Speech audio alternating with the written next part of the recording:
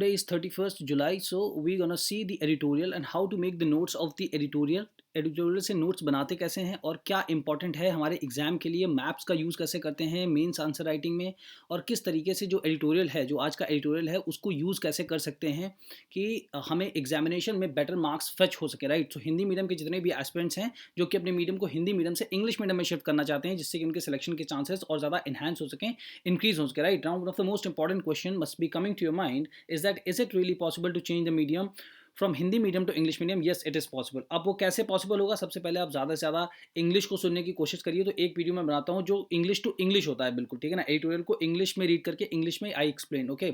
सो वहाँ से आप अपनी इंग्लिश लिसनिंग को इंप्रूव कर सकते हैं। और ये वीडियो इंग्लिश टू हिंदी में है कि जितने भी हिंदी मीडियम के एस्पिरेंट्स हैं जो द हिंदू खुद से नहीं अभी स्टार्ट कर पा रहे हैं पढ़ना, सो दो उनकी हेल्प हो सके, दे कैन स्टार्ट रीडिंग और उसको नोट्स कैसे बना सकें, राइट। अब जैसे देखिए ये इंडिया का मैप है। अब जो ये आज का इशू जो आया है, जो आज का जो एडिटोरियल है 31 जुलाई का, वैसे भी जुलाई का हो, अगस्त का हो, किसी भी डे का हो, इससे मतलब नहीं होता एडिटोरियल का, राइट। एडिटोरियल हमको ये देखना चाहिए कि हमारे सिलेबस से रिलेटेड है या नहीं है, इंपॉर्टेंट है या नहीं है ये, राइट। तो ये चीज़ हमें सबसे ज़्यादा अपने दिमाग में रखने की है। तो यहाँ पे क्या है, बिटर ट्रुथ्स इन महाराष्ट्र शुगर फील्ड्स, ठीक है। अब यहाँ पे जैसे लिखा है वर्ड बिटर ट्रुथ्स, राइट। सो अगर आप इसको पढ़ते हैं तो इसका मतलब क्या है, बहुत ही कड़वा सच। तो कड़वा सच यहाँ पे इसका मतलब नहीं निकलेगा। जब इंग्लिश में लिखा जाता है कुछ भी, यहाँ इसका मतलब है रियलिटी, बेसिकली सच्चाई क्या है, राइट। महाराष्ट्र में शुगर फील्ड्स जो हैं, महाराष्ट्रास, ठीक है ना, महाराष्ट्र की एपोस्ट्रॉफी एस लगा है ना यहाँ पे, ये जो है इसको इसको बोलते हैं एपोस्ट्रॉफी एस, राइट। तो जो ये एपोस्ट्रॉफी एस लगा है, ये बता रहा है महाराष्ट्र का बता रहा है पोजीशन, मतलब महाराष्ट्र की जो शुगर फील्ड्स हैं, जो गन्ने के खेत वगैरह हैं या जो गन्ने की खेती होती है, वहां पर बिटर ट्रुथ्स क्या है, ठीक है ना, उसमें बिटर ट्रुथ्स क्या है, बिटर मतलब क्या, रियलिटी क्या है, राइट। तो अब आप समझ गए होंगे कि कुछ इसमें सही गलत की बात की जा रही होगी, राइट, कि हाँ क्या अच्छाई है, क्या बुराई है, कैसे सही किया जा सकता है। अब उसमें कौन कौन से स्टेक होल्डर्स आएंगे, ठीक है ना। इसको पहले मैं आपको इनिशियली 1 मिनट में समझा देता हूँ कि है ये इशू क्या, then we will read so that you will have a better understanding, right. अब देखिए ये क्वेश्चन आई हैव मेड, ठीक, ये जो क्वेश्चन है ये मैंने बताया है, इसी एडिटोरियल से बनाया है, क्रिटिकली एग्जामिन, ठीक है ना। अब जैसे क्रिटिकली वर्ड आपको कहीं भी लिखा मिले तो इसका मतलब होता है गुड और बैड पॉइंट्स, ठीक है। गुड और बैड पॉइंट्स को आपको लिखना होता है, मतलब आप नेगेटिव भी लिखिए, पॉजिटिव भी लिखिए, और आखिरी में एक अच्छा सा कंक्लूजन लिखिए, right. So critically examine the prevalent exploitative मतलब क्या होता है, किसी का शोषण करना, या जैसे मतलब लेबर हैं तो अब उनको जो है मतलब हल्की फुल्की पगार देना, ज़्यादा सैलरी ना देना, कोई हेल्थ फैसिलिटीज़ नहीं होना, ठीक है। तो उनका शोषण एक तरीके से करना अपने बेनिफिट के, तो ठीक है। तो ये होता है prevalent exploitative structure. Prevalent structure मतलब जो इस वक्त का शोषण वाला जो स्ट्रक्चर बना हुआ है। Recruiting migrant workers in the sugar cane industry. अब शुगर केन इंडस्ट्री लिखा है, तो ये जो एडिटोरियल ये जो है महाराष्ट्र से स्पेसिफिक है, मतलब खास तौर पर से ये महाराष्ट्र के बारे में बात करता है, ठीक है। तो ये जो शुगर केन इंडस्ट्री है, ठीक है, उसमें जो माइग्रेंट वर्कर्स का जो इशू है, जो उनको रिक्रूट करते हैं, ठीक है, जो उनको काम पर लगाते हैं, ठीक है, तो वो जो एक स्ट्रक्चर, वो जो पूरी एक प्रक्रिया है, उसमें कैसे इनका एक्सप्लॉयटेशन होता है, कैसे इनका शोषण होता है, इसकी हमें जो है एक तरीके से जांच पड़ताल करनी है इसमें, ठीक है। अब वो कैसे करेंगे, देखिए अब जैसे ये इंडिया का मैप है, ठीक है। अब ये इंडिया के मैप में आप देखिए जितने भी शुगर प्रोड्यूसिंग स्टेट है ना, शुगर प्रोड्यूसिंग जितने भी स्टेट हैं, शुगर केन प्रोड्यूसिंग स्टेट्स हैं, ये 2021 के मतलब है हिसाब से। तो अब ये देखिए यहाँ पे, अब ये हमें मेन देखना है कि यहाँ पे आया है, अभी ये जैसे यहाँ पे आया है महाराष्ट्र के बारे में, राइट। तो ये आप देख रहे हैं कर्सर महाराष्ट्र के बारे में, ठीक है। अब नंबर 1 कौन है इसमें, नंबर 1 उत्तर प्रदेश है, ठीक है। अब ये थोड़ा स्लाइटली चेंज भी हो सकता है ऊपर नीचे, बट ये महाराष्ट्र नंबर 2 पे है, तो बहुत इंपॉर्टेंट है, ठीक है। अब ये महाराष्ट्र में कौन से एरिया में शुगर की खेती हो, तो जो भी लोग ज्योग्राफी के स्टूडेंट हैं, ज्योग्राफी ऑप्शनल के स्टूडेंट हैं, आप समझने की कोशिश करिए कि एक एग्जामिनेशन में जब ये क्वेश्चन आपको लिखने को आएगा तो कैसे आप इसको अटेम्प्ट करेंगे, राइट। इनमें से कैसे कुछ पॉइंट्स निकाल करके आप लिख सकते हैं, जिससे कि यहीं के यहीं आपका आंसर प्रिपेयर हो जाए और आप एक आंसर राइटिंग स्टार्ट कर सकें, क्योंकि अल्टीमेटली मेंस की वजह से ही आपका सिलेक्शन होगा। और विदाउट आंसर, और जो है विदाउट आंसर राइटिंग आपका सिलेक्शन तो नहीं हो सकता किसी का भी, राइट। अब इसमें देखना है कि क्या क्या है, ठीक है। तो ये हमने देख लिया, यहाँ पे ये महाराष्ट्र है। अब इसी महाराष्ट्र को हमने इंडिया के इस तरह, क्योंकि आपको जो एग्जाम में जो मैप बनाना है वहाँ पे कोई मतलब आपको चित्रकारी करने का मौका मिलेगा नहीं, ठीक है, बिल्कुल टाइम नहीं होता वहाँ पे। तो आप देखिए ऐसे ही आपको मैप बनाना है। अब ये देखिए ये महाराष्ट्र हो गया, ठीक है, ये महाराष्ट्र है। अब इसी महाराष्ट्र को, ये पूरा का पूरा महाराष्ट्र यहाँ निकाल लिया गया, ठीक है। अब ये जो महाराष्ट्र का निकाल लिया गया है, अब ये जो है ये जो एरिया है बेसिकली पूरे महाराष्ट्र, ये यहाँ से यहाँ तक ये पूरा महाराष्ट्र है, ठीक है। अब ये जो एरिया है महाराष्ट्र का, इसको बोलते हैं मराठवाड़ा रीजन, ठीक है। ये मराठवाड़ा रीजन है और इसी एरिया में सबसे कमज़ोर टाइप के लोग रहते हैं, मतलब जो लोग पैसे से कमज़ोर हैं या माइग्रेंट वर्कर्स हैं, जो लोग इस एरिया से निकल के इस वाले एरिया में जाते हैं जहाँ पर शुगर केन की खेती बहुत ज़्यादा होती है, राइट। तो अब ये जो एरिया है, तो ये हमने अलग कर लिया, ठीक है। अब ये एरिया कौन कौन सा है, अब मतलब इस एरिया में आते कौन कौन से डिस्ट्रिक्ट हैं, ये आता है जैसे हमारा, ठीक है ना। ये हो गया हमारा परबानी हो गया, नांदेड़ हो गया, लातूर हो गया, उस्मानाबाद हो गया, बीड हो गया, जालना हो गया। ये सारे जो जो मतलब यहाँ पे डिस्ट्रिक्ट हैं महाराष्ट्र में, ये सारे कौन से एरिया हैं, यहाँ से जो माइग्रेंट वर्कर्स हैं वो जाते हैं, कहाँ पर जाते हैं, इस एरिया में जाते हैं, महाराष्ट्र के इस हिस्से में जाते हैं। ये जो आपका पुणे, सतारा, कोल्हापुर, नासिक, ठीक है ना, अहमदनगर, ये जो एरिया है यहाँ पर जाते हैं, यहाँ पर शुगर केन की खेती होती है। अब अगर और आपको बिल्कुल जो है चमकदार देखना है, तो आप देख सकते हैं ये जो एरिया है, ये वाला अहमदनगर, पुणे, सतारा, सिंगरौली, कोल्हापुर, शोलापुर, ये सारे जो एरिया है यहाँ पर शुगर केन की खेती अच्छे से होती है। तो ये वेस्टर्न रीजन है, ठीक है। और ये जो आप हल्का ग्रीन कलर में देख रहे हैं, ये एरिया है जहां से माइग्रेंट वर्कर्स जाते हैं, और ये पूरा महाराष्ट्र का एरिया है, ठीक है। तो आप समझ सकते हैं ना। अब देखिए, अब जब आप समझ गए, सबसे पहले तो आपने देख लिया कि हाँ ये कहाँ पर है, कौन से मतलब इंडिया में किस जगह पर सिचुएटेड है महाराष्ट्र।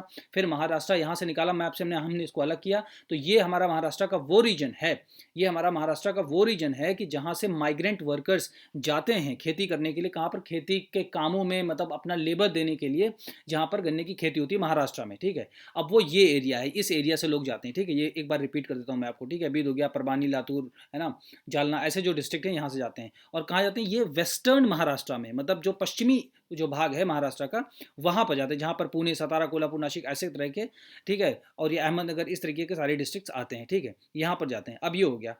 अब देखिए, साथ ही साथ इसको पढ़ेंगे और इसके नोट्स भी बनाएंगे। अब इसमें इंपॉर्टेंट क्या क्या, देखिए हमारे जो यूपीएससी का सिलेबस है उससे रिलेटेड क्या क्या चीज़ें हैं इसमें। देखिए, एक तो लेबर लॉस के बारे में बात की, क्योंकि भाई लेबर्स जा रहे हैं, ठीक है, वहाँ पे माइग्रेंट वर्कर्स जा रहे हैं। तो माइग्रेंट वर्कर्स क्या करेंगे, कैसे करेंगे, उनकी सैलरी कैसे होगी, क्या मिलेगी, अगर उनकी वाइफ्स भी साथ में जा रही हैं, चिल्ड्रन भी साथ में जा रहे हैं, या ये क्या मतलब जो है, अगर मान लीजिए वहाँ पे कोई सुविधाएं हैं उन लोग के रहने के लिए, हेल्थ की सुविधाएं हैं या नहीं है, इंश्योरेंस है या नहीं है, तो ये सारी चीज़ों को भी ध्यान रखना है। अनएम्प्लॉयमेंट बहुत ज़्यादा है, तभी तो ये लोग जाते, तो सीजनल माइग्रेशन होता है यहाँ पे, कि जब भी खेती होती है वहाँ पे, ठीक है, गन्ने की, तभी ये लोग जाते हैं यहाँ से वहाँ, राइट। तो अब तो यहाँ पे अनएम्प्लॉयमेंट का इशू आ गया। ये हमारा क्या हो गया, जीएस पेपर 2 से रिलेटेड हो गया। अब जैसे यहाँ पे ड्रॉट होता है, ठीक है ना, ये एरिया जो है बहुत ज़्यादा ड्रॉट से मतलब पीड़ित है, मतलब सूखाग्रस्त एरिया है यहाँ पे, ठीक है, बारिश वगैरह कम होती है। अब इसके क्या रीजन हो सकते हैं, तो ये ज्योग्राफी यानी जीएस पेपर 1 से रिलेटेड है, ठीक है। अब देखिए, women and children issues, mothers, girl child. अब देखिए यहाँ पे जो है क्या होता है कि जो है गर्ल्स चाइल्ड मैरिज होती है, 15 to 17 ईयर्स में दे गेट प्रेग्नेंट, वो प्रेग्नेंट हो जाती हैं, लैक्टेटिंग मदर्स हो जाती हैं, तो उनके हेल्थ का कौन ख्याल रखेगा, ठीक है ना। तो मतलब इस तरीके की, और जो भी मतलब इससे रिलेटेड जो योजनाएं हैं, जननी सुरक्षा योजना, ठीक है ना, और मातृत्व योजना, इस तरीके की जो योजनाएं हैं, और कन्या वगैरह की योजना तो जितनी हैं, तो वो सारी हमारी पॉलिटी से रिलेटेड, जो जीएस 2 है उसमें वुमेन से रिलेटेड आ गई। अब जब जहां पर भी अगर अगर कहीं भी वुमेन की बात हो रही है, तो आप समझिए कि उससे उनसे रिलेटेड जो हमारे चिल्ड्रन हैं उनकी भी बात होगी, ठीक है ना। और जैसे चिल्ड्रन की बात होगी तो एजुकेशन की भी बात होगी, और एजुकेशन की बात होगी तो हमारे किसकी बात होगी, हमारी इकोनॉमी कैसे सही होगी, मतलब हम उनको कैसी शिक्षा दे पाएँ। तो जैसी एजुकेशन की बात होगी, तो उसमें राइट टू, तो हमारी कौन सी आ जाएगी, राइट टू एजुकेशन आ जाएगा, ठीक है। अब ये किस आर्टिकल में, ये भी आप देखिए, ठीक है। अब तो फिर इसमें जो है कुछ जो एनजीओज हैं उनका भी रोल आएगा। तो देखिए, साफ साफ जनरल स्टडीज पेपर सेकंड में एनजीओज के रोल के बारे में लिखा है, ठीक है। तो अब यहाँ पे लिखा है कि जो चाइल्ड इक्वालिटी, ठीक है, जो यहाँ पे चाइल्ड एजुकेशन जो हमारी इक्वालिटी है, और जो है एम्पावरिंग वुमेन, वुमेन को एम्पावर करना, सशक्त करना है, इसका रोल कैसे देखना है, ठीक है। उसमें कौन कौन सी इंटरनेशनल ऑर्गेनाइजेशंस इंपॉर्टेंट हैं, ठीक है, कौन कौन सी जुड़ी, जैसे UNESCO, United nation education, right. तो जो ये मतलब एजुकेशन से मतलब रिलेटेड है, इसको भी देखना है। आईआईपीएस क्या है, ठीक है, और यूनिसेफ कैसे रिलेटेड है, ठीक है, जैसे United nation international children education fund, तो ये कैसे मतलब सपोर्ट करता है। इसमें जुडिशरी का क्या रोल है, जुडिशरी मतलब कैसे इसमें हेल्प कर रही है, लॉ मेकिंग का स्टेट गवर्नमेंट का रोल क्या है, ठीक है। तो देखिए, ये सारी चीज़ जब आपके ध्यान में आएंगी, तो आपको पता है कि एक होलिस्टिक पर्सपेक्टिव की जरूरत है आंसर को लिखने में, राइट। तो ये सब हमारा, जैसे अगर मान लीजिए गवर्नमेंट की क्या मतलब गवर्नमेंट का क्या रोल है, क्या इसके लिए मतलब लॉज क्या बने हुए हैं, ठीक है। तो उसमें लिखा होगा intervention of the government policies, right. तो इंटरवेंशन क्या होता है कि सरकार जहां पर भी देखे कि किसी का एक्सप्लॉयटेशन हो, तो वहां पर सरकार आए और दखलंदाजी करे एक हिसाब से, सकारात्मक तरीके से, और लॉज बनाए उनके लिए, राइट। तो यही सारी चीजें इस तरीके के जो है उसमें डेवलप की गई हैं, लिखी गई हैं, और आगे बहुत अच्छे से समझाई भी गई हैं, राइट। तो ये हमारा कौन सा इशू हो गया, गवर्नेंस से रिलेटेड इशू हो गया। अब गवर्नेंस से रिलेटेड हो गया तो जनरल स्टडीज पेपर 2 में आ गया, ठीक है। फिर नेशनल एजुकेशन पॉलिसी हमारी आ गई 2020, उसमें क्या बताया गया। तो अगर मान लीजिए कोई आपसे एक लाइन पूछे, एग्जामिनेशन में आएगा, तो आप नेशनल एजुकेशन जो पॉलिसी है आप आप उसको शॉर्ट में कैसे यूज़ कर सकते हैं, 2-3 जो सबसे इंपॉर्टेंट लाइन की इसमें क्या बताया गया, equitable and in inclusive education. तो इक्विटेबल मतलब सबके लिए समान हो, और इंक्लूसिव मतलब समावेशी हो, मतलब सभी वर्ग के लोगों के लिए हो ये, ठीक है। और उसमें क्या दिया गया, right to education of the children, ये भी दिया गया। तो अब 1 2 3 पॉइंट हो गए। तो आप समझिए आपका जो, अगर मान लीजिए 200 या 250 वर्ड्स का आपको आंसर लिखना है, तो ये बस आपकी national education policy 2020 equitable inclusive लिखा, राइट टू एजुकेशन ऐसे करके लिखा, ये हो गया, ठीक है।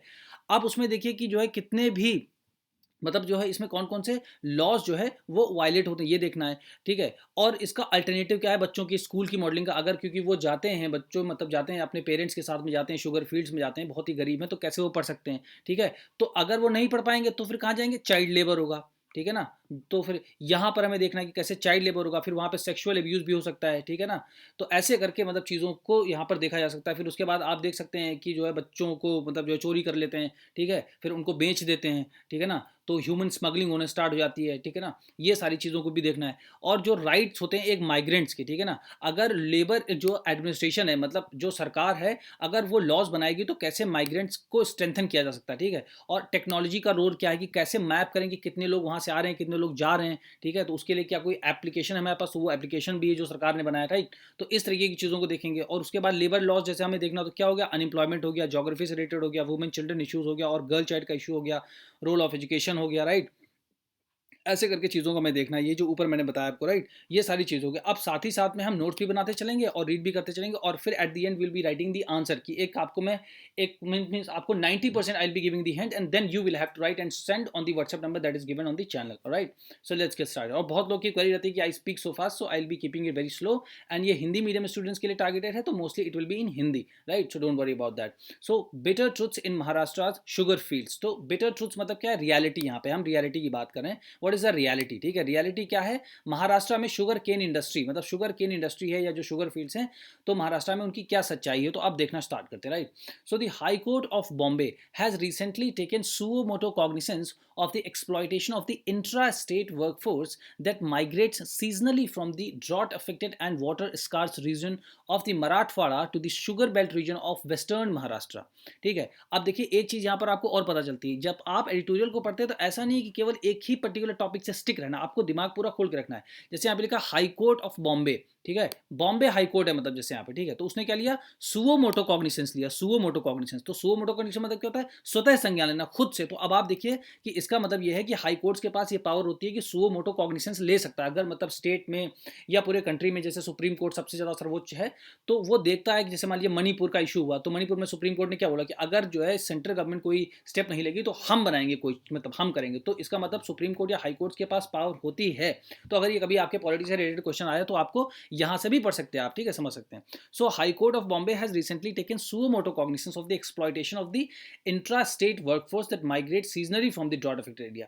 अब हाई कोर्ट ने जो है एक डिसीजन लिया है खुद से, मतलब एक जो है संज्ञान लिया है कि जो एक्सप्लॉयटेशन होता है, शोषण जो होता है इंट्रा स्टेट वर्कफोर्स, जो इंट्रा स्टेट वर्कफोर्स क्या होती है यहाँ पे, जो जो लेबर्स जो है स्टेट के अंदर ही, जैसे किसी प्रदेश के अंदर ही वो माइग्रेशन करते हैं, एक जगह से दूसरी जगह रोजगार के लिए जाते हैं, तो उसको बोलते हैं इंट्रा स्टेट वर्कफोर्स माइग्रेशन बोलते हैं, ठीक है। अब वो क्या करते हैं, सीजनली करते हैं, मतलब कभी कभी जब मान लीजिए गन्ने की खेती होती है तभी वो जाते हैं। कहाँ से जाते हैं, ड्रॉट अफेक्टेड, मतलब जो सूखाग्रस्त जो एरिया है, ठीक है ना, ड्रॉट जो सूखाग्रस्त एरिया है कौन सा है, और जो वाटर इसका जहाँ पे पानी की बहुत ज़्यादा कमी है, ठीक है। तो ये ऐसा रीजन है, तो इसको बोलते हैं मराठवाड़ा रीजन है, ठीक है, महाराष्ट्र में जहाँ पर बहुत ज़्यादा ड्रॉट्स आते हैं और वाटर जहाँ पर पानी की बहुत ज़्यादा कमी है, तो ऐसे क्षेत्र को महाराष्ट्र में मराठवाड़ा रीजन में आता है ये क्षेत्र, ठीक है।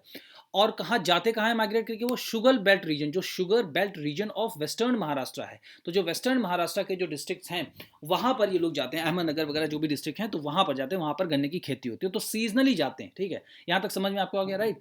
Maharashtra is one of the top sugar producers in India. अब जैसे ये हमारे लिए एक इंपॉर्टेंट चीज़ है, ठीक है, हमें पता चल गया Maharashtra is one of the top sugar producers in India, तो इसको कॉपी किया हमने, ठीक है, और हमने इसको यहाँ पे लिखना स्टार्ट किया, राइट। अगर हम इसको ऐसे करके लिखना स्टार्ट करेंगे तो हमें पता चलेगा हाँ की स्टोरी है क्या बेसिकली, राइट। इसको किया and let me increase the size, ठीक है। तो ये पहला पॉइंट हो गया, थोड़ा सा फैक्ट्स भी साथ में आपको याद होते रहेंगे, right. According to the Maharashtra sugar commissioner in 2022-2023 the net area under sugar cane was 1.487 million hectares. ये आपको जानने की कोई ज़रूरत नहीं है, ठीक है, क्योंकि ये स्टेट स्पेसिफिक डेटा है, और आपका जो क्वेश्चन आएगा यूपीएससी में वो वो पूरा ऑल इंडिया कवरेज होगा, तो आपको इसमें कई स्टेट्स के थोड़े-थोड़े से डेटा, 1-2 स्टेट के आपको, जैसे मतलब उत्तर प्रदेश का याद कर लीजिए आप, ठीक है? थोड़ा-सा सर्च करिए इसके बाद and okay. And there were 203 crushing factories in the state that were expected to produce 138 lakh metric tons of sugar, ठीक है? अब ये तो उन्होंने इंट्रोडक्शन दे दिया। हमें मेन मुद्दा समझना क्या है कि महाराष्ट्र की रियलिटी क्या है शुगर केन फील्ड्स की, राइट? तो ये तो हमें समझ लिया कि हाँ ठीक है, महाराष्ट्र नंबर 1 है, ठीक है, इस वक्त, और इससे पहले उत्तर प्रदेश था, ठीक है, और वाटर स्कार्स रीजन है मराठवाड़ा है, ठीक है, और शुगर बेल्ट रीजन है वेस्टर्न महाराष्ट्र में। इसका हाई कोर्ट ने स्वतः संज्ञान लिया है कि जो इंट्रा स्टेट, मतलब जो स्टेट के अंदर ही जो लेबर्स हैं, जो अपने रोजगार के लिए एक जगह से दूसरी जगह जाते हैं, तो उसके लिए क्या प्रावधान है प्रदेश के अंदर, ठीक है, महाराष्ट्र के सरकार के अंदर, उसको देखा है। तो जरूर कुछ लेबर्स की हालत बहुत खराब होगी, तभी हाईकोर्ट ने स्वतः संज्ञान लिया है। अब देखते हैं, though intra state migrant workers form the backbone of the sugar cane industry. हालांकि जो जो जो भी माइग्रेशन होता है स्टेट के अंदर ही, वो वाले जो वर्कर्स हैं, ठीक है, बैकबोन बनाते हैं, मतलब एक तरीके से रीढ़ की हड्डी हैं वो, समझिए शुगर केन इंडस्ट्री के लिए। अगर अगर ये लोग ना हो, मतलब जो सीजनल वर्कर्स हैं जो माइग्रेट करके जाते हैं, ठीक है, मराठवाड़ा रीजन से वेस्टर्न महाराष्ट्र रीजन में, अगर वो लोग ना हो तो फिर जो है इकोनॉमिक ग्रोथ जो है वहाँ पर, और जो शुगर केन इंडस्ट्री है वो सही से काम नहीं कर पाएगी, right? So they have remained critically marginalise, मतलब हाशिए पर हमेशा रखे गए हैं अभी तक वो, ठीक है, and oppressed for several decades, ठीक है ना, और बहुत ही दयनीय स्थिति रही है फॉर सेवरल डिकेट्स, मतलब यहाँ पे आराम से 20 30 40 साल की बात की जा रही। तो ध्यान, इसीलिए हाईकोर्ट ने, सुप्रीम कोर्ट ने, इसीलिए हाईकोर्ट ने स्वतः संज्ञान लिया, राइट? कंसीडरिंग द प्रिकैरिटी, यहाँ पे इसका मतलब प्रिकैरिटी का मतलब होता है कि अनिश्चितता, ठीक है ना, अनसर्टेनिटी, अनिश्चितता, right? So considering the precarity of this migrant workforce, अब जो ये माइग्रेंट वर्कफोर्स है, इसकी जो एक दयनीयता है, जो अनिश्चितता है इसकी लाइफ में, उसको ध्यान में रखते हुए, कंसीडरिंग द प्रिकैरिटी, राइट, उसको ध्यान में रखते हुए, the high court has asked, तो हाई कोर्ट जो है महाराष्ट्र का, बॉम्बे हाई कोर्ट, उसने महाराष्ट्र गवर्नमेंट से पूछा है to form a committee of officers from various department, मतलब एक आप क्या बनाइए, कमेटी बनाइए, ठीक है, किसकी, अधिकारियों की, जो जो मतलब जो है विभिन्न प्रकार के डिपार्टमेंट से संबंधित हों, ठीक है, उनमें से एक को नोडल ऑफिसर बनाइए जो कि हेड करे उस कमेटी को, ठीक है, कि तो उनके एड्रेसेस किया जाए, उनके इश्यूज को एड्रेस किया जाए, ठीक है, जो ये माइग्रेंट वर्कर्स हैं इनके इश्यूज को एड्रेस किया जाए, ऐसा हाईकोर्ट ने बोला है, ठीक है, महाराष्ट्र हाईकोर्ट ने या बॉम्बे हाईकोर्ट ने जो स्टेट गवर्नमेंट है उसको बोला है। सो अगेंस्ट दिस बैकग्राउंड, मतलब ऐसी स्थिति में, it would be critical to examine how seriously the state develops policies and consistently implements strategic measures and existing labour laws for the effective inclusion of this precarious migrant group. अब मतलब ऐसी स्थिति में, यहाँ से यहाँ तक का मतलब, यहाँ से यहाँ तक का मतलब ये है कि ऐसी स्थिति में अब ये देखना होगा कि सरकार किस तरीके से इस चीज़ को सीरियसली लेती है, और क्या प्लसेस क्या माइनसेस को देख करके कि क्या पॉजिटिव नेगेटिव्स हैं, उनके लिए क्या स्ट्रेटेजिक मेजर्स लेती है, क्या स्टेप्स लेती है, और जो ऑलरेडी बने हुए जो लेबर लॉज हैं, ठीक है ना, उनका इफेक्ट कैसे लाती है कि लोगों को इसमें जो है समावेश किया जा सके, ठीक है ना, कौन से ग्रुप को, जो ये माइग्रेंट ग्रुप है, ठीक है। सिंपल सी ये बात है। अभी तक हमारे बस इतना ही काम का था जो ऊपर हमने लिखा है, ठीक, और उससे पहले मैंने आपको ये पूरा समझा ही दिया है आपको, ठीक है, इन शॉर्ट में समझा दिया है, तो आपको कहानी पता चल गई होगी। Now you'd be able to understand things little better, right? So to deal with this prolonged unemployment, अब देखिए प्रोलॉन्ग्ड अनएम्प्लॉयमेंट जैसे एक आ गया वो, ठीक है ना, तो प्रोलॉन्ग मतलब जो बहुत लंबे समय से जो अनएम्प्लॉयमेंट चल रहा है, अनएम्प्लॉयमेंट मतलब बेरोजगारी जो चल रही है, ठीक है, तो आप धीरे धीरे ये सारे वर्ड्स को, हिंदी वर्ड्स को इंग्लिश से रिप्लेस करना स्टार्ट कीजिए, तो आप बेरोजगारी की जगह बोलिए अनएम्प्लॉयमेंट, राइट? सो बहुत लंबे समय से, तो मतलब क्या होता है प्रोलॉन्ग, मतलब बहुत लंबे समय से जो ये अनएम्प्लॉयमेंट चल रहा है, after the sowing of the rabi crops, ठीक है ना, राबी क्रॉप्स को सो करने के बाद, ठीक है ना, मतलब राबी क्रॉप्स को लगाने के बाद जो बहुत लंबे समय तक ये चलता है, ठीक है, millions of small and marginal peasants households from the Beed, Jalna, Osmanabad, Latur, Nanded and Parbhani. अब जैसे मैंने आपको दिखाया ना, अब देखिए क्या लिखा है यहाँ पे, ये देखिए परबानी, लातूर, उस्मानाबाद, नांदेड़, जालना, बीड, ठीक है, ये सारे जितने यहाँ पर जितने भी डिस्ट्रिक्ट हैं, ठीक है, ये सारे डिस्ट्रिक्ट हैं, इनको मराठवाड़ा रीजन में बोलते हैं, ठीक है। Migrate to the sugar belt district of the Sangli, Kolhapur, Satara, Pune, Solapur, Ahmednagar, right? अब देखिए यहाँ पर जाते हैं लोग, तो क्या है, देखिए सतारा, कोल्हापुर, पुणे, नासिक, ठीक है, और अगर आप देखना चाहें तो ऐसे देख सकते हैं यहाँ पर, ठीक है, ये जो पूरा यहाँ पे अहमदनगर, पुणे, सतारा, सांगली, राइट? तो इस रीजन से इस रीजन में जाते हैं लोग, ठीक है, to work in the sugar cane harvesting. अब हार्वेस्टिंग का मतलब पता क्या होता है? हार्वेस्टिंग मतलब ये एग्रीकल्चर से रिलेटेड वर्ड है। अब हार्वेस्टिंग को आप यूज करते हैं कि जब से खेती करने की कोई भी पहला स्टेप स्टार्ट किया जाता है, मतलब जो है बीज बोने से लेकर के पूरी कटाई से लेकर के स्टोरेज करने तक उस फसल को हार्वेस्टिंग बोलते हैं, और फैक्ट्रीज में जो लोग जाकर के काम करते हैं, ठीक है। तो अब ये सारे लोग हैं, तो इनकी कहानी हमें समझनी है। तो सिंपल सी बात है, ये कहानी है महाराष्ट्र के शुगर केन इंडस्ट्री की, है ना, जिसमें जो माइग्रेंट लेबर्स हैं सबसे ज़्यादा वो शोषित हैं। अब वो कैसे उनकी स्थिति को बेहतर किया जा सकता है, बेटर किया जा सकता है, राइट। अब क्या है, प्रोलॉन्ग्ड ड्रॉट कंडीशन, मतलब बहुत लंबे समय तक सूखाग्रस्त भी रहता है वो एरिया। रिपीटेड क्रॉप फेल्योर्स, मतलब जो है, क्योंकि अब जब से वहाँ पे जो है पानी नहीं रहेगा, ठीक है। अब यहाँ पे क्या लिखा है, वाटर स्कार्स रीजन भी लिखा हुआ है ना, यहाँ पे देखिए, यहाँ पे ये लिखा है वाटर स्कार्स रीजन, राइट। तो यहाँ पे पानी की भी कमी रहती है, यानी कि लेस प्रेसिपिटेशन होता है, बारिश कम होती है यहाँ पे, राइट।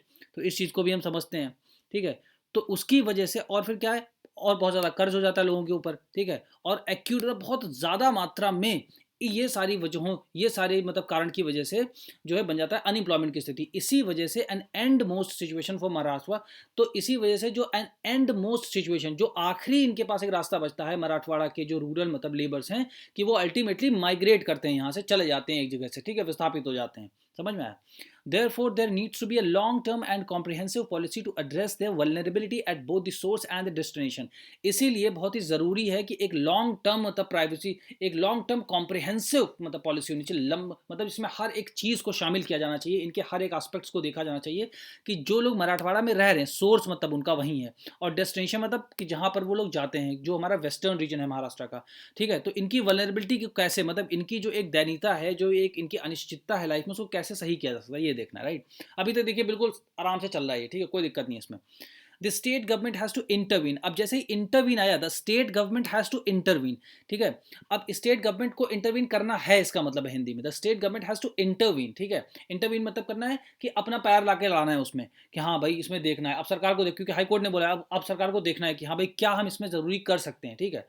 तो यहाँ पे जैसे ये वर्ड आता ना इंटरवीन, तो यही इंटरवेंशन करके एक वर्ड मेंशन है आपके जनरल स्टडीज पेपर सेकंड में, आप उसको देखिए, पॉलिटी का जो सेकंड पेपर है GS2 उसमें देखिए, ठीक है। तो मतलब सरकार की बेसिकली नीतियां बना करके सरकार इंटरवीन करती है। जैसे मान लीजिए कि अब जैसे ये महाराष्ट्र का इशू है, तो अब सरकार देखेगी कि इसमें कौन कौन से लॉज बना करके इनकी ज़िंदगी को बेहतर किया जा सकता है, ठीक है। तो जब इनकी ज़िंदगी को कैसे बेहतर, तो इसका मतलब इंटरवेंशन करेगी सरकार, ठीक है ना, इंटरवेंशन करेगी, तो वो होता है इंटरवेंशन होता है, राइट। तो ऐसे करके जब आप वर्ड्स की मीनिंग को समझेंगे ना, तो एग्जाम में जैसे ही क्वेश्चन आएगा, तो the moment you will read the question, आपको इमीडिएटली समझ में आ जाएगा, आपको दिमाग लगाना पड़ेगा कि अरे इंटरवेंशन का मतलब क्या होता है, क्या होता है। तो आप ऐसे जब पढ़ेंगे तो पूरा इसका एक्चुअल सेंस आपको समझ में आएगा, ठीक है।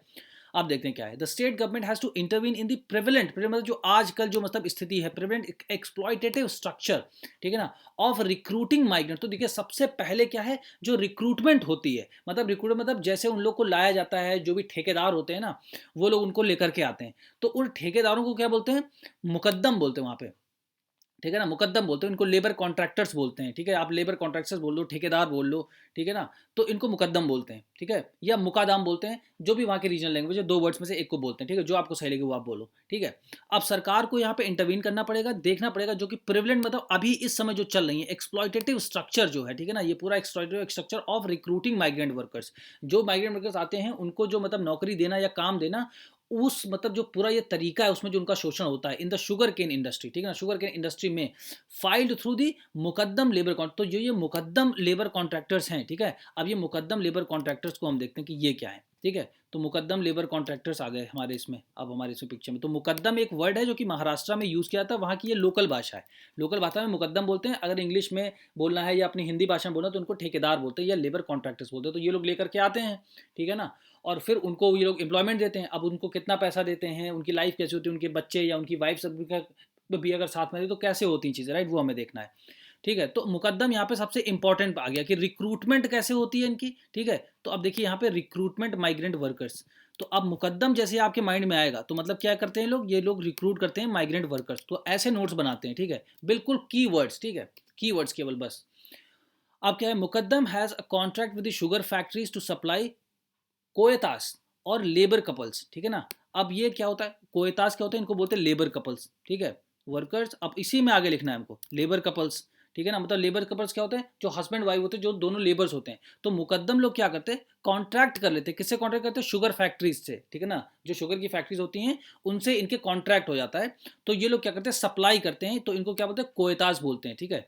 और इनको जो है शुद्ध हिंदी में बोल सकते हैं कि ये जो हस्बैंड और वाइफ होते हैं, दोनों के दोनों लोग लेबर्स होते हैं, ठीक है, अशिक्षित होते हैं, गरीब होते हैं, इनकी स्थिति बहुत खराब होती है, ठीक है।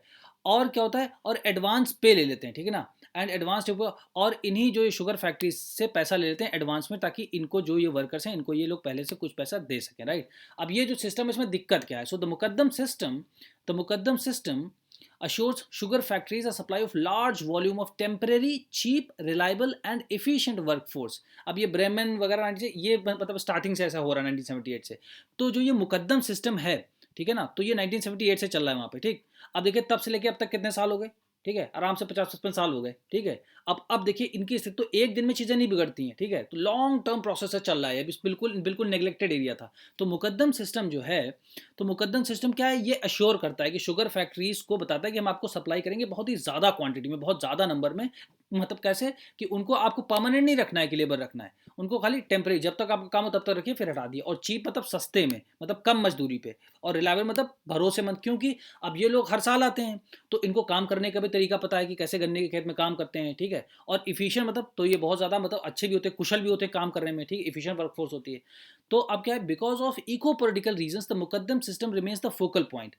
अब क्योंकि जो वहाँ पर इकोलॉजी है, ठीक है, जो इकोलॉजी मतलब जो मराठवाड़ा रीजन है वहाँ की जो इकोलॉजी है कि वाटर स्कार्स रीजन है, पानी कम है, खेती नहीं हो पाती वहाँ पे, ठीक है। जैसे देखिए यहाँ पे लिखा है ना, ये देखिए, ये जो वाटर स्कार्स रीजन है, और इसी की वजह से क्या होता है, ड्रॉट आता है, मतलब सूखा पड़ता है। तो इकोलॉजिकल रीजंस हैं और पॉलिटिकल रीजंस हैं। अब कुछ पॉलिटिकल रीजंस भी होंगे, इसकी वजह से क्या है, मुकद्दम सिस्टम, ठीक है ना, या mukadam system remains the focal point. Focal मतलब सबसे मेन पॉइंट बना हुआ है कि इसी के जरिए माइग्रेंट वर्कर्स आते हैं और अपना काम करते हैं। तो इसीलिए क्या लिखा है कि migrant workers are very dependent on the mukadam system, right. तो मुकादम के ऊपर मतलब एक कॉन्ट्रैक्टर के ऊपर ही पूरी तरीके से डिपेंडेंट होते हैं ये लोग, ठीक है।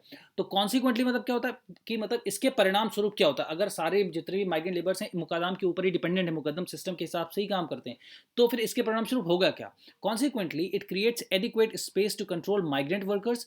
वाइल अब क्या है, जब 100% डिपेंडेंसी होगी तो क्या फुल कंट्रोल करते हैं ये वर्कर्स को, अपनी मनमानी चलाते हैं। उसमें क्या करते हैं, वायलेट करते हैं लेबर लॉज को, ठीक है ना, जो भी लेबर लॉज हैं उनको वायलेट करते हैं ये, ठीक है, उनका उल्लंघन करते हैं बेसिकली, वायलेट मतलब, right. And is unfavourable to establish any relationship between the factory and workers. और ये अनफेवरेबल होते हैं, मतलब ये किसी तरीके से मदद नहीं करते हैं कि एक कि मतलब जो लेबर्स हैं, जो वर्कर्स हैं, उनका फैक्ट्री के साथ में कोई रिलेशनशिप डायरेक्ट मतलब डेवलप हो जाए, जिससे कि ये मुकद्दम मतलब जो ये बीच में जो ठेकेदार हैं, ठीक है ना, ब्रोकर्स आप इनको बोल सकते हैं, कि ये हट जाएं, राइट। और ये मतलब जो भी माइग्रेंट वर्कर्स हैं वो सीधे के सीधे जिस फैक्ट्री में काम करते हैं उससे बात कर सकें, ठीक। तो ये मीडिएशन जो बीच के है ना, ये लोग हट जाने चाहिए। तो ये वायलेट्स लेबर लॉज, ठीक है ना। तो मुकादम सिस्टम क्या करता है, ये वायलेट्स करता है लेबर लॉज को, राइट। तो it violates the labour laws. अभी देखिए आपको कहानी मतलब आराम से समझ में आना स्टार्ट हो सकती है, राइट। अब यहीं पे फिर आगे लिख सकते हैं कि मुकादम सिस्टम मतलब it violates the labour laws. अब क्या है, gaps in the data, plight of women children.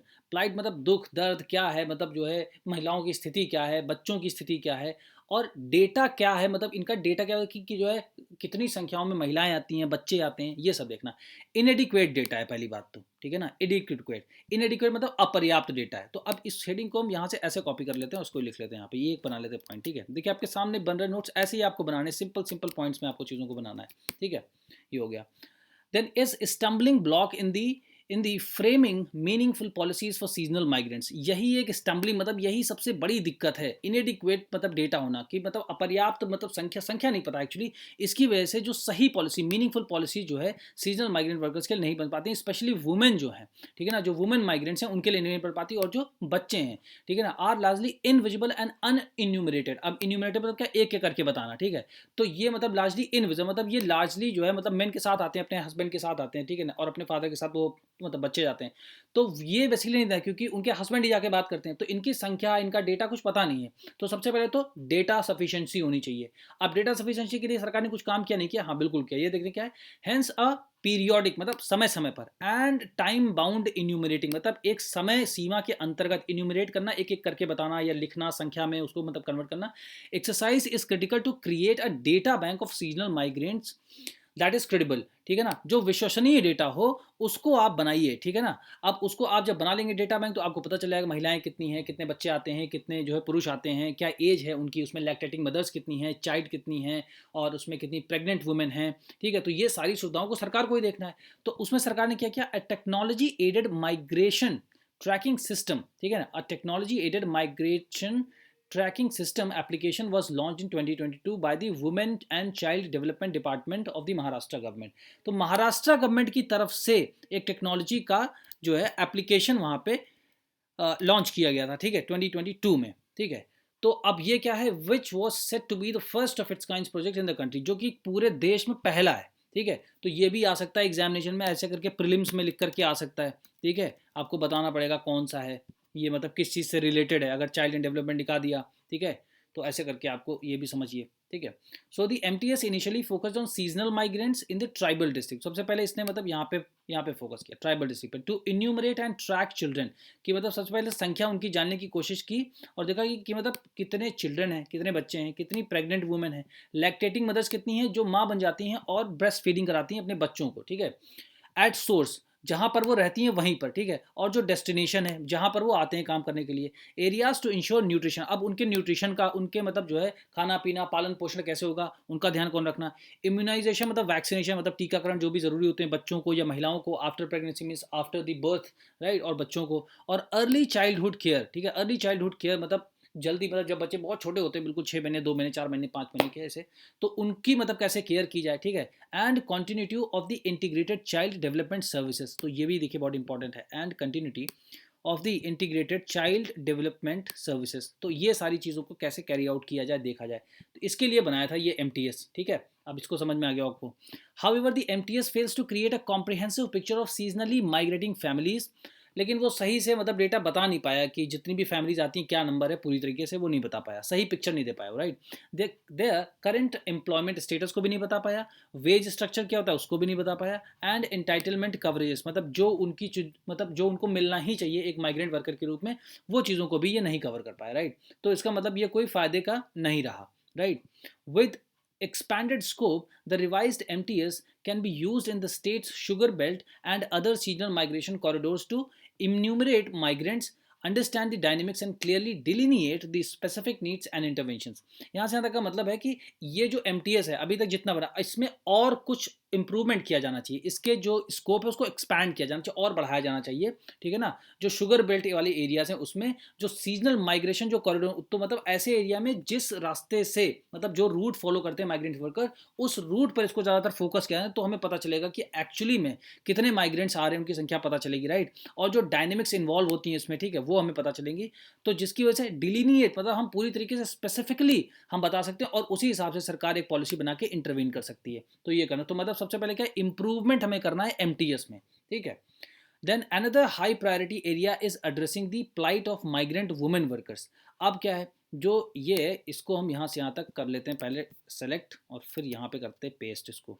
तो ये सबसे इंपॉर्टेंट पॉइंट क्यों होने वाला है, क्योंकि ये देखिए इसमें क्या लिखा हुआ है, another high priority area, okay, is addressing the plight of migrant workers, migrant women workers, ensuring the health, ठीक है। जो महिलाएं आती हैं माइग्रेंट वर्कर के रूप में, ठीक है, उनकी हेल्थ को इंश्योर करना, सुनिश्चित करना, उनकी सेफ्टी को, ठीक है ना। Employment in the sugar cane labour market, ठीक है, जो रोजगार मिलता है उनको शुगर केन लेबर मार्केट में वहाँ पर, ठीक है। In the sugar cane harvesting task women workers are engage in strenuous, मतलब जो है बिल्कुल इतनी मेहनत पड़ती है, बिल्कुल जैसे बोलते हैं ना कि कमर तोड़ देने वाली मेहनत, वो वाली मेहनत, ठीक है। स्ट्रेनियस वर्क सच एज हेडलोड्स केन बंडल्स, जो गन्ने के जो बंडल्स होते हैं ना उनको सर पे रख के मतलब ले जाते हैं, और लगभग वो 40 to 45 kg के होते हैं वो, और उनको ट्रक्स पे या उन पर मतलब ट्रॉलीज पे लोड करती हैं ले जाकर, ठीक है। तो आप सोचिए कितनी मेहनत करते हैं लोग, ठीक है। तो आप कम से कम रोज द हिंदू पढ़ सकते हैं, बहुत सारी मेहनत कर सकते हैं, आप एग्जाम तो क्लियर कर सकते हैं, राइट। देखिए ये भी लोग इंसान ही हैं हमारे जैसे, ठीक है। अब हम लोग की किस्मत अच्छी बोल लो क्या बोल लो, देख लो कैसे कैसे होता है। तो कभी कभी थोड़ा सा इन सब सारी चीज़ों को सोच के आप अपनी ज़िंदगी से भी कनेक्ट किया करिए कि कितने गरीब लोग हैं, किस तरीके से अपनी जगह को छोड़ करके फिर सीजनली जाते हैं, मेहनत करते हैं, अपने बच्चों को ले जाते हैं। अभी और आप देखिएगा इसमें मतलब जो 15 से 17 साल की जो लड़कियां हैं वो माँ बन जाती हैं, उनको कुछ नहीं पता होता, कोई अटेंडेंट नहीं होती है, कोई उनके पास मेट नहीं होती है, आशा बहुएं नहीं होती, तो कैसे वो प्रेगनेंसी को हैंडल करें, ठीक है ना, कैसे डिलीवरी को वो मैनेज करें, नहीं पता होता, उनके पास पैसे भी नहीं होते। तो किस तरीके की ज़िंदगी है अपने ही देश में लोगों के साथ, आप उनको देखिए और समझिए और उसके प्रति सिंपैथी रखिए और सोचिए कि हाँ कल को मैं अगर बनूंगा तो जिस भी क्षेत्र में मतलब इस तरीके का काम होगा तो इनको मैं थोड़ा सा और ज़्यादा जो है प्रायोरिटीज़ पे लेकर करूँगा, क्योंकि ह्यूमैनिटी का भला करना सबसे ज़्यादा प्रायोरिटी होना चाहिए, राइट। तो फिर ये 45 to 40 मतलब समझ लो आप मतलब कितना वेट लेकर के कैरी करती हैं, which usually occurs late in the evening, जो कि लगभग शाम के समय में देर रात तक, मतलब जो समझ सपोज करो आप 7 8 9 बजे तक ये सब चलता है, रिजल्टिंग इन सेवरल एक्सीडेंट्स, जिसकी वजह से बहुत सारे एक्सीडेंट्स भी हो जाते हैं लोडिंग प्रोसेस के टाइम में, राइट। तो ये हमें देखना है। तो अब देखिए कितनी दिखते हैं। तो ये जो ऑक्सफोम इंडिया है, ऑक्सफैम इंडिया 2020, ये ऑक्सफैम इंडिया एक एनजीओ है। तभी मैंने यहाँ पे आपको बताया था ना कि रोल ऑफ द एनजीओज, मैंने बताया था ना आपको, यहाँ पे एनजीओ एन मिस हो गया, right. Role of the NGO मैंने आपको बताया था, ठीक है ना। अब रोल ऑफ द एनजीओ कैसे है, इसमें देखिए रोल ऑफ द एनजीओ जो है वो वो हमारा चाइल्ड एजुकेशन, इक्वालिटी और एम्पावरिंग वुमेन में ये जो है ये काम करता है ऑक्सफैम इंडिया, ठीक है। तो आपको छोटी छोटी चीज़ें सिर्फ मालूम होनी चाहिए, जिससे अब अगर आप सही से समझ लेंगे इसको, तो आपको एक स्टोरी की तरह आपके दिमाग में आ जाएगा, then you can use it, right. अब अगर देखिए ये सारे फैक्ट्स आप लिखेंगे तो एग्जामिनर भी समझेगा कि हाँ he is very well aware, ठीक है। अब इससे ज़्यादा कोई कुछ नहीं कर सकता। अब महाराष्ट्र में कोई घूम के नहीं आएगा कि हाँ वहाँ पे एक्चुअल में देखना है, यहीं से हमें दर्शन करने क्या एक्चुअल में हो रहा है, राइट, ठीक है। Their work adversely impact the body, बहुत बुरी तरीके से उनकी बॉडी को इम्पैक्ट करता है, ठीक है, महिलाओं की बॉडी को। उससे क्या होता है, मस्कुलो स्केलेटल, मतलब उनकी मसल्स को, और स्केटल मतलब हड्डी का जो मतलब पूरा जो हमारा ढांचा है उस पर भी बहुत असर डालता है, मतलब जो है ये एक हिसाब से बोन्स को वीक कर देता है, ठीक है। इस तरीके का एक होता है डिसऑर्डर, ठीक है, ये हो जाता है। सेवरल गाइनोकोलॉजिकल इश्यूज, अब जो महिलाएं होती हैं, अब उनको पीरियड्स के टाइम में भी अगर काम करना पड़ रहा है, तो बहुत सारे मतलब इस तरीके के जो जो एक तरीके से वुमेन मतलब जो सेंट्रिक इश्यूज हैं वो भी होते हैं। तो आप सोचिए कि मतलब महिलाओं की स्थिति के लिए क्या ही नहीं किया जाना चाहिए, ठीक है। इतने में तो मतलब ये तो फिर सरकार को तुरंत ही स्टेप लेना, इसीलिए हाई कोर्ट ने क्या किया, सुओ मोटो कॉग्निसेंस लिया, ठीक है, क्योंकि सेंसिटिव होना बहुत ज़रूरी है ना। सेंसिटिविटी बहुत ज़रूरी है towards the other gender and in nutshell means हर इंसान के लिए, राइट। तो ये इश्यूज बहुत ज़्यादा आते हैं, तो इनको सबको भी आप लिख सकते हैं, ठीक है। यूनेस्को नोटेड, अब देखिए यूनेस्को क्या बताया, देखिए ये तो क्या है कि ये इंटरनेशनल है, ठीक है ना। तो इंटरनेशनल ऑर्गेनाइजेशन का क्या रोल है, तो UNESCO noted that early and force marriage, जो जल्दी मतलब जो है 12 13 14 साल में जो शादी हो जाती है, और फोर्स मतलब लड़कियों की इच्छा के बगैर। अब देखिए चॉइस तो होती है उनके पास, क्योंकि पैसा नहीं है, इकोनॉमी नहीं है, आगे कोई मतलब उनकी लाइफ की कुछ जो ऑप्टिमिस्टिक लाइफ दिखाई नहीं देती कि क्या करें, तो एजुकेशन के लिए पैसा नहीं है, ठीक है। ऐसे एरियाज में रहते, हो सकता है स्कूल का एक्सेस ना हो, ठीक है, और पानी वगैरह भी नहीं है वहाँ पे, प्रेसिपिटेशन नहीं होता है सही टाइम से, मीन्स वहाँ पे रेन स्कार्स रीजन है, ठीक है। तो ड्रॉट है, तो खाने पीने पर ही देखिए पूरी ज़िंदगी एक सर्वाइवल पे ही चल रही है, ऐसे भी लोग हैं देखो, ठीक है। तो ये होता है फोर्स मैरिज, फिर उनको मतलब शादी कर दो जल्दी से।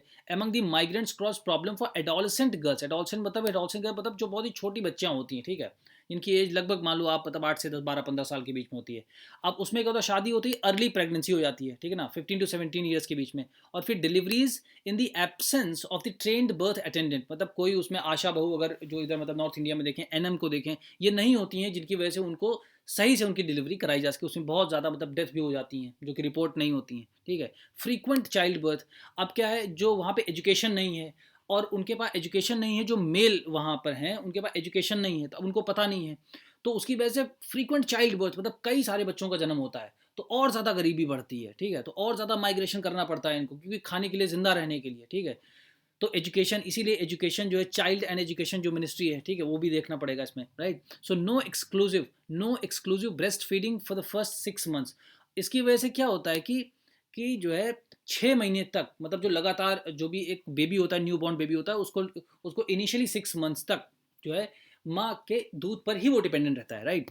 तो वो भी नहीं हो पाता, क्योंकि early pregnancy, frequent child birth होते रहते हैं, right, and many other problems, और बहुत सारी दिक्कतें होती हैं। मेनी स्टडीज हैव रिपोर्ट, अब ये आप लिख सकते हैं अकॉर्डिंग टू यूनेस्को करके आप लिख सकते हैं, ठीक है। अब देखिए इशू क्या है, गन्ने का है, ठीक है ना, गन्ने की खेती जो वहाँ हो रही है, लेकिन उससे रेट, अब वहाँ गन्ने की खेती करेगा कौन, जो माइग्रेंट वर्कर्स हैं वही करेंगे, right. So many studies have reported recurring violence and sexual harassment cases link to mukadam. अब जो ये कॉन्ट्रैक्टर्स होते हैं, ये सेक्सुअली हरास भी करते हैं वुमेन को, ठीक है ना, उनका एडवांटेज भी लेते हैं, और वायलेंस भी होता है वहाँ पे, ठीक है ना। तो ये हो गया, और जो है, और जो मेल वर्कर्स हैं, ठीक है, तो वायलेंस वगैरह, तो इस तरीके का तो मुकद्दम सिस्टम को सबसे पहले इंप्रूव करना है, ठीक है। और जो ये बनाया है एमटीएस, जो टेक्नोलॉजी एडिट, जो हमारा माइग्रेशन ट्रैकिंग सिस्टम एप्लीकेशन है, इसको इंप्रूव करना है, ठीक है। और ऑक्सफैम इंडिया ने जो बताया कि जो जो इश्यूज़ हैं, ठीक है, उन इश्यूज़ को भी हमें, जैसे सेवरल एक्सीडेंट्स हो जाते हैं, इतना ज़्यादा लोड लेकर के चलना पड़ता है, तो इसके लिए कुछ रूल्स और रेगुलेशंस बनाए जाएँ, ठीक है ना, या इनके लिए मशीनरी का यूज़ किया जाए, ठीक है। तो इस तरीके की चीज़ों को ध्यान में रखना। तो ऐसे देखिए 4 5 6 पॉइंट ही निकल के आते हैं, और ऐसे ही जब आप जो है चीज़ों को पढ़ेंगे तभी आप एग्जाम क्रैक कर पाएंगे, right. Despite multiple vulnerabilities among seasonally migrating women. ठीक है, अब यहाँ पे वल्नरेबिलिटीज मतलब क्या होता है, बहुत ज़्यादा जितना मतलब इतनी ज़्यादा चिंताएं हैं कि इतनी मजबूर हैं वो कि उनको हर सीज़न में जाना पड़ता है। ठीक है, ठीक है, मतलब जो है वल्नरेबिलिटी मतलब जो ये दिक्कतें हैं ना ऊपर कि यहाँ पे अर्ली चाइल्ड बर्थ, फिर फ्रीक्वेंट चाइल्ड बर्थ, ठीक है ना, और जो भी बहुत सारी इनकम मतलब इनको दिक्कतें होती हैं, वो होने के बावजूद भी मतलब डिस्पाइट मल्टीपल वल्नरेबिलिटी मतलब इतनी सारी दिक्कतें होने के बावजूद भी जो है seasonally migrating women, the state government has not adopted any adequate long term intervention strategy. State government ने अभी तक कोई लॉ नहीं बनाया। ठीक है, दो द नेशनल एजुकेशन पॉलिसी, अब देखिए यहाँ पे नेशनल एजुकेशन पॉलिसी का भी रोल आ गया, राइट। तो national education policy 2020 emphasizes equitable inclusive and education for all। अब देखिए ये मैंने आपको पहले ही बता दिया था यहाँ पे, है ना, ये देखिए यहाँ पे मैंने बता दिया था, ये नेशनल वाली जो पॉलिसी है ये। तो ऐसे ही बस कुछ सिंपल सिंपल सी चीज़ें हमें दिमाग में रखनी है। ठीक है, तो ये इसको भी वायलेट कर रहा है, तो आप ये लिख सकते, तो इसको आप उसमें मेन बॉडी में लिख सकते हैं कि ये है, इसमें ऐसा ऐसा दिया है कि मतलब इक्विटल मतलब सबको बराबर बराबर का हक मिलना चाहिए पढ़ने का, और जो है समावेशी होना चाहिए, मतलब हर वर्ग के बच्चों को शिक्षा मिलनी चाहिए, और राइट टू एजुकेशन है ना, जो हमारा आर्टिकल आप उसमें देखिए क्या आर्टिकल है, I will not tell you, you can comment box, right, you can do it in the comment box. तो जितने भी बच्चे हैं जो कि जाते हैं अपने पेरेंट्स के साथ शुगर केन फील्ड्स में, ठीक है, ये जो मतलब जो सरकार ने नहीं बनाया, तो उससे नेशनल एजुकेशन पॉलिसी भी अफेक्ट हो रही है, राइट।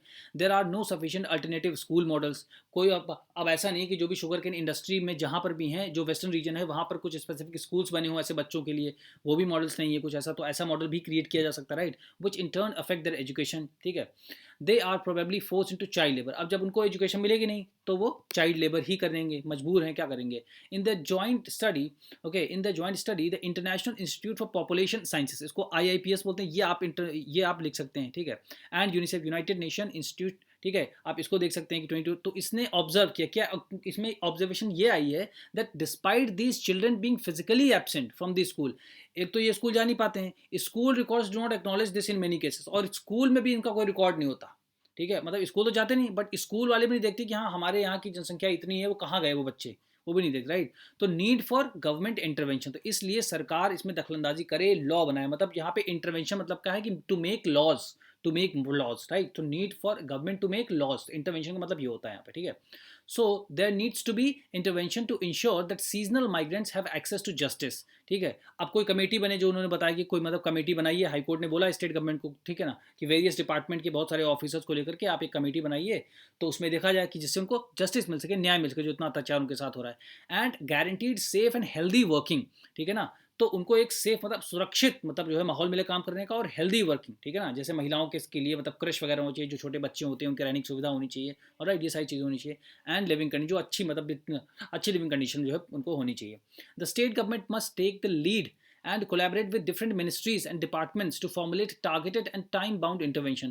अब जो सरकार है, ठीक है ना, उसको अलग अलग मिनिस्ट्री जितनी भी इन्वॉल्व है, इसमें देखिए 3-4 मिनिस्ट्री इन्वॉल्व है ना, तो उनसे जैसे वुमेन मिनिस्ट्री हो गई, एजुकेशन मिनिस्ट्री हो गई, ठीक है ना, तो ये सारी जो मिनिस्ट्रीज़ हैं, इनके सबके साथ मिल करके एक जो है सही तरीके से एक बनाना चाहिए, इनको पॉलिसी बनाना चाहिए। ठीक है, जो कि समयबद्ध सीमा मतलब जिसकी हो, तो कि उसमें जो है इनकी जितनी दिक्कतें उनका निराकरण किया जा सके, right. So with a strong political will, मतलब अगर सरकार चाहे, ठीक है, it is possible to create a favorable legal environment to protect the rights of migrant by strengthening the labor administration, right। तो लेबर लॉज को बेसिकली और strict किया जाना चाहिए। ठीक है, ठीक है, लेबर लॉज को और स्ट्रिक्ट किया जाना चाहिए, स्ट्रेंथनिंग द लेबर एडमिनिस्ट्रेशन या strengthening the labour laws, right. On the one side it is set to be an Amrit Kaal, अब जैसे हम लोग मना रहे हैं ना आज़ादी का Amrit Mahotsav, 75 years of our independence, right. तो ये अमृत काल मतलब it is set to be an, मतलब ये ऐसा कहा जाता है कि अमृत काल है with the vision of empowered and inclusive economy, मतलब जो है सबके लिए सशक्त, मतलब सबको सशक्त किया जाएगा, और इंक्लूसिव इकोनॉमी मतलब इकोनॉमी ऐसी मतलब अपने जो है स्टेट में, अपने इंडिया में ऐसी होगी कि सबका समावेश, मतलब सबका विकास करेगी वो, राइट, सबको आगे ले जाएगी,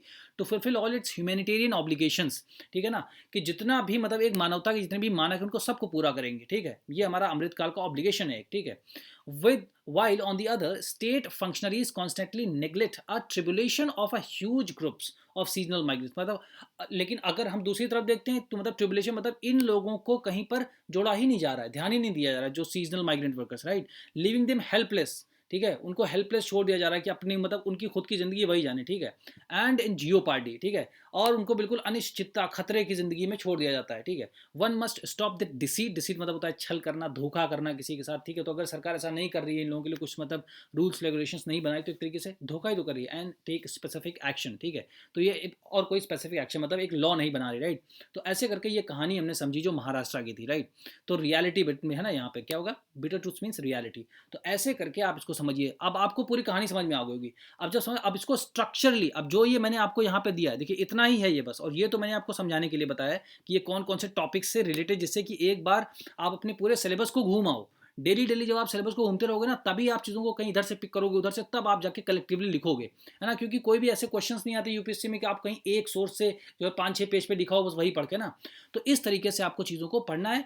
और ये क्वेश्चन है, इस क्वेश्चन का आंसर आप देके व्हाट्सएप नंबर पर लिख सकते हैं। There are few people who are writing, but I want more people should write, okay, so that your life could get better and you can crack the examination with flying colours, right. और ये map आप देख सकते हैं, तो कैसे कैसे आपको मैप बनाना है छोटा सा, आपको इसी तरीके से एग्जामिनेशन में चित्रकारी करनी है, ठीक है। क्योंकि ये आप वहाँ पे कलरफुल ऐसा कर नहीं सकते, बिल्कुल भी टाइम नहीं होता है, ठीक है। आप ये देखिए, तो आपको आइडिया हो गया क्लियर। और ये केवल इतने नोट्स है बस, ठीक है। इसमें में से ये भी बहुत सारा मतलब छाट के आपको हटाना है। इंपॉर्टेंट चीज़ें आपको पहले मतलब क्या लिखना है, पहले आपको इंट्रोडक्शन लिखना है, फिर मेन बॉडी लिखनी, फिर आपको कंक्लूजन लिखना है, ठीक है। तो इस तरीके से आपको चीज़ों को समझना है और आपको बनाना है, right. So see you in the next video.